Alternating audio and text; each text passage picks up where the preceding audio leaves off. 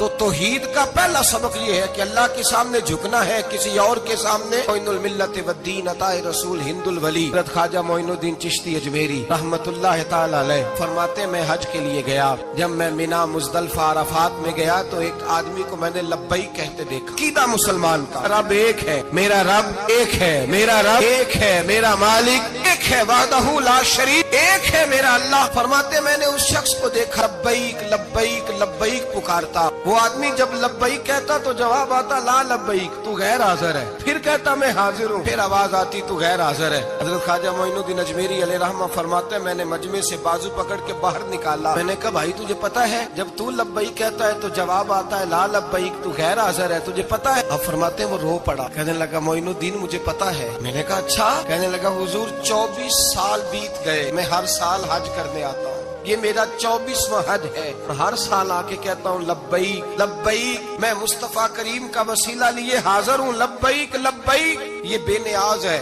ہر سال مجھے کہتا ہے لا لبیک، تو غیر حاضر ہے، ہر سال کہتا ہے۔ خواجہ صاحب فرماتے ہیں اس کی بات سنی تو میرے وجود کے رونگٹے کھڑے ہو گئے۔ میں نے کہا پھر تو ہر سال آ جاتا ہے، ہر سال ہی آ جاتا ہے، 24 سال ہو گئے ہر سال۔ فرماتے اس نے توحید بیان کی تو میری چیخیں نکل گئیں، میدان عرفات میں کھڑے ہو کس نے توحید کا اعلان کیا تو میرا وجود تڑپنے لگا، آہیں اور سسکیاں نکلنے لگیں۔ کہنے لگا معین الدین ایک ہی تو رب ہے، یہاں نہ ہوں تو کہاں جاؤں، تو کوئی اور رب بتا دے میں وہاں چلا جاتا ہوں، اب ہے ہی ایک، کہیں اس کے دروازے پہ رکھے تب بھی ٹھیک ہے، نہ رکھے بھی اس کی بے نیازی ہے یہی، کہاں جاؤں، اس کے دروازے پہ جھکوں، یہی میرا مالک، یہی میرا خالق، یہی میرا رازق۔ خواجہ صاحب فرماتے میں وہاں کھڑا تھا، عاطف غیب سے آواز آئی معین الدین تو پیچھے ہٹ جا، یہ میرا اور میرے بندے کا معاملہ ہے، تو اس کے بیچ نہ آ، اگر میں نے ایک دفعہ بھی کہہ دیا کہ تو حاضر ہے تو یہ اگلے سال آئے گا نہیں، مجھے اس کا آنا پسند ہی بڑا ہے، 24 سال ہو گئے، اس کا بھی حج قبول فرمایا ہے، اس کی لبیک کی برکت سے قبول فرمایا۔ بھائی یاد رکھیں اور سمجھیں،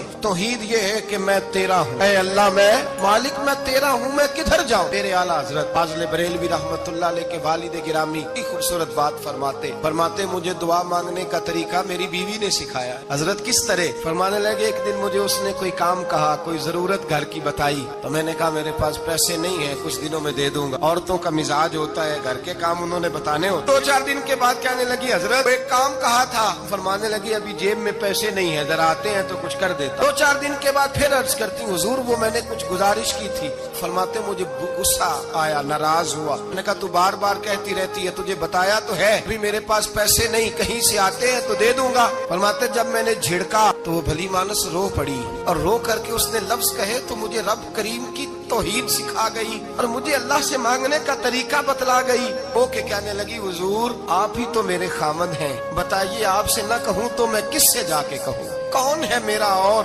کس سے جا کے کہوں؟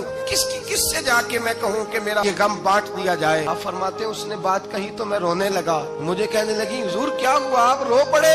تو میں نے کہا سمجھ آ گئی ہے، جب میں بھی کہوں گا نا مولا میں بڑا پریشان ہوں، میں دکھی ہوں، تکلیف میں ہوں، آزمائش میں ہوں، میں بیمار ہوں، اے اللہ اولاد کی وجہ سے پریشان ہوں، اے اللہ میں جوان بیٹی کے سبب سے پریشان ہوں، اے اللہ فلاں تکلیف سے پریشان ہوں، اے اللہ میر زبانہ میری غربت کا مذاق اڑاتا ہے، اے اللہ جائیدادوں والے مجھ بے گھر کو ستاتے ہیں، اے مولا زمانے کی تیز دھوپ آ گئی ہے، تو ہی میرا رب ہے، بتا تجھے نہ کہوں تو کس سے کہوں، تیری بارگاہ میں عرض نہ کروں تو کدھر جاؤں، تیرے حضور ناز نہ ہوں تو کہاں جاؤں؟ فرماتے ہیں جب میں یوں رو کے دعا کروں گا تو عرش کا مالک یقیناً دروازے کھول کے فرمائے گا میرا بندہ جو مانگتا ہے اسے فوراً عطا فرما دو۔